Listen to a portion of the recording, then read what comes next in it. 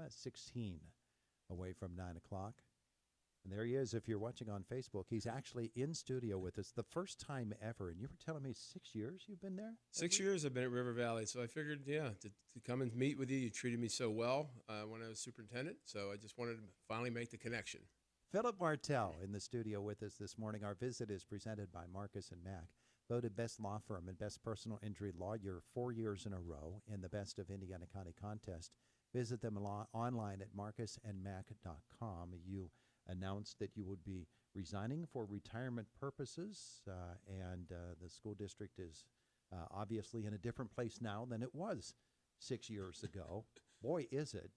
This has, it's not been a rocky ride, but it's not been the smoothest of rides either in the River Valley School District.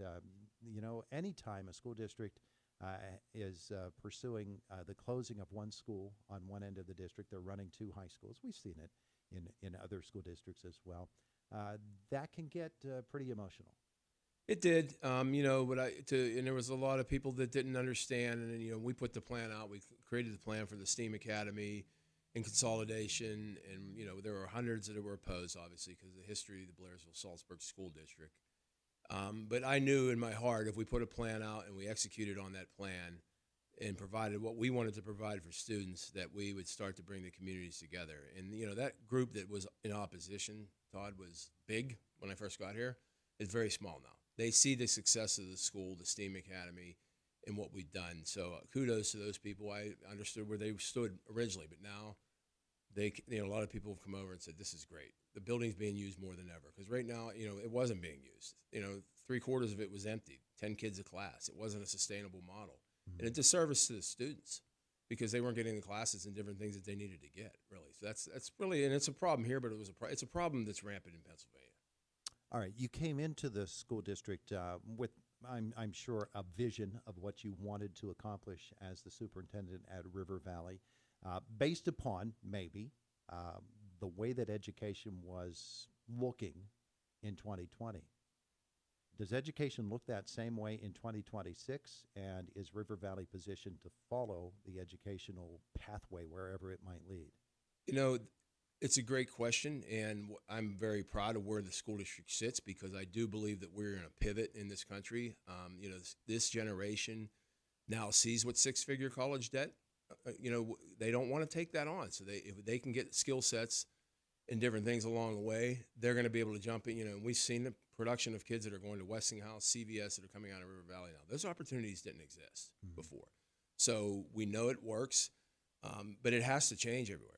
College is still going to be out there for people are going to have to go to college. Don't get me wrong. But now, we really, and the workforce needs it. We have a workforce shortage in this country. So I wanted to do something completely different.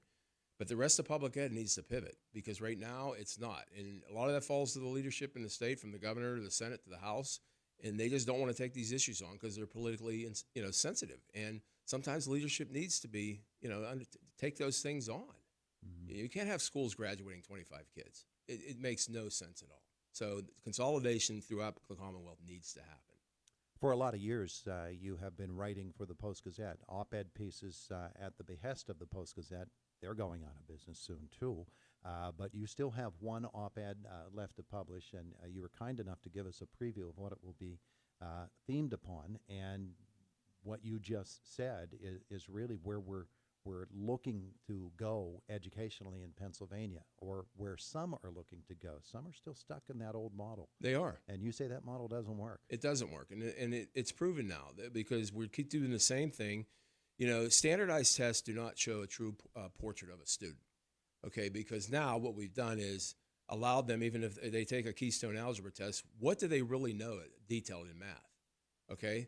So when you go with a more competency-based model like we did, where we make them attain goals and to show that they know those issues that are, and what they need to know within their profession, it matters. So if a student passes CompTIA certifications, there's no BS around it. Like, it's not do they really know it? No, they had to get that credentials, and they would have never gotten that credential if they didn't have an understanding and know what they know. But, the state created alternate pathways now, so the parents and the kids have figured it out. So they can fail a state test and then take any other 4 pathways. So now they know they really don't even need to pass it, but yet we're still giving them. Yeah. And, people that want to hang their hat and say they see a 2% growth in reading scores since COVID, like this governor, it's a joke. 2%, you want to hang your hat on 2%. Like, no, we still have a problem with reading. We still have a problem with math. We need to figure out how to do that differently. In the same sense, kids can't sit they don't want to sit in a classroom 9 periods a day. In this country, we allow kids, they have to take 2 core classes, at least in this state, to graduate when they get to be a senior. The rest are study halls. We should be having that job placement, shadowing, internships. We need to be doing those things. Yeah. And a lot of schools, you're right, they're stuck.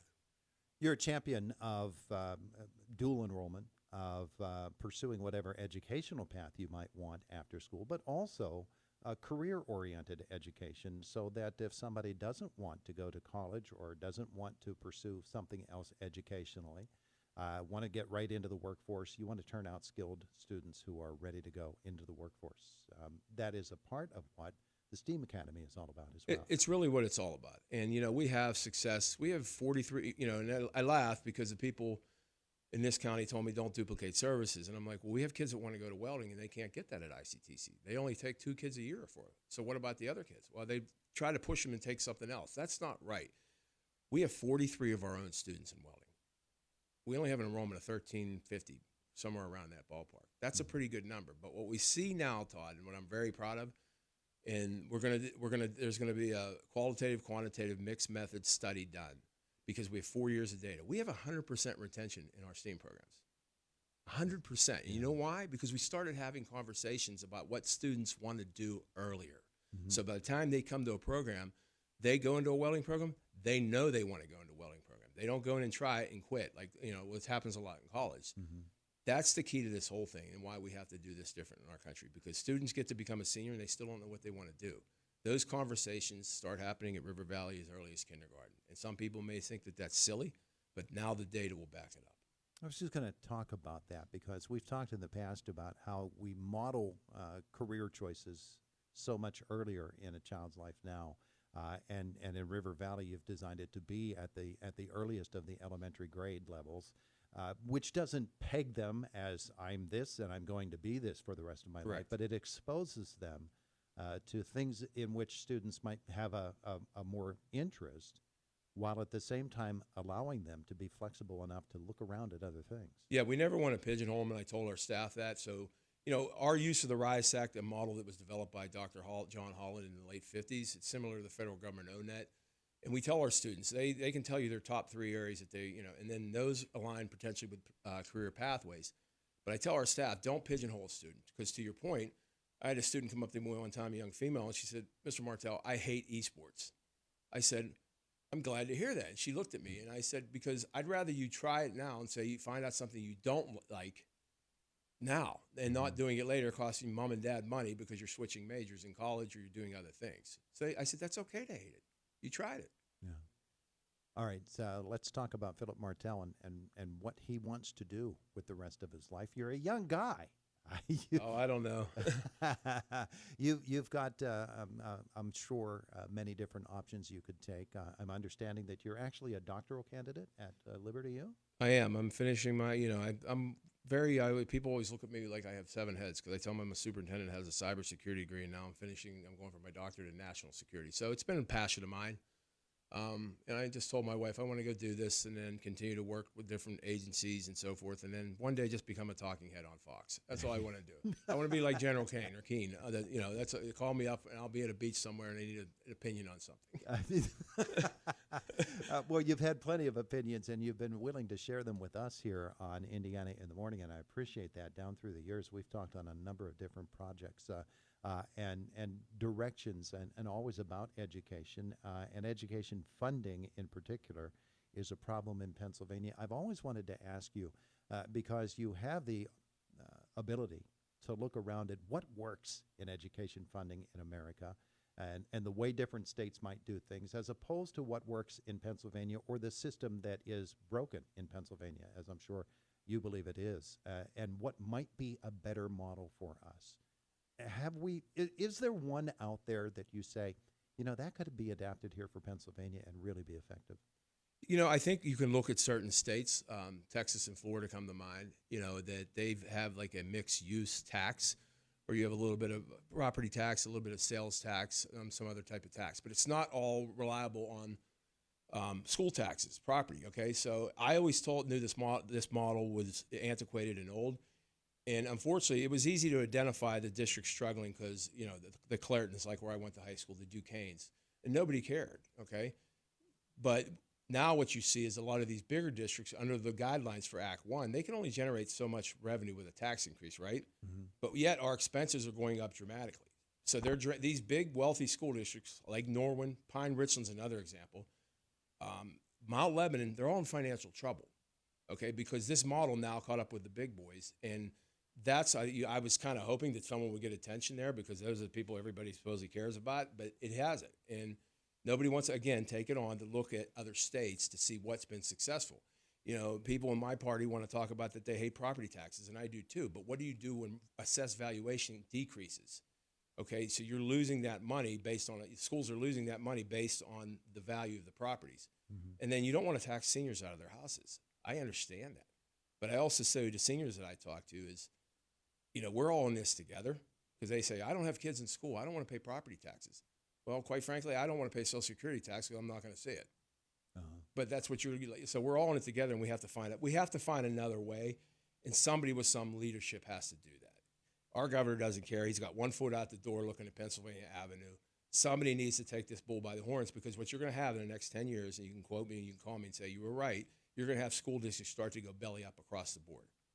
And rural schools specifically are getting screwed totally. Okay, our funding is through $90,000 increase this year. What am I doing with that when I have a $350,000 healthcare increase? We used to get $400,000 or $500,000. You look at the trouble that Rob has at Indiana. None of that's his fault. It's just that those revenues are not meeting what the excess of the expenses that are going up, and nobody wants to do anything about it. We're going to run out of time here with Philip Martell, Superintendent, River Valley School District. Is the school district positioned where you want it to be moving forward, and where would you like it to go educationally from here? I think the mission, Rick Harper and the majority of the board have made it clear that they want to continue what we're doing. They see the progress, they see the work, and I think once the study's done and proves it with numbers and data, even some of the anti-people like Beverly Carnice and them that have just been cancerous to the school district, the data's going to hit them upside the head. And it just, somebody said to me today, why? They're hurting kids.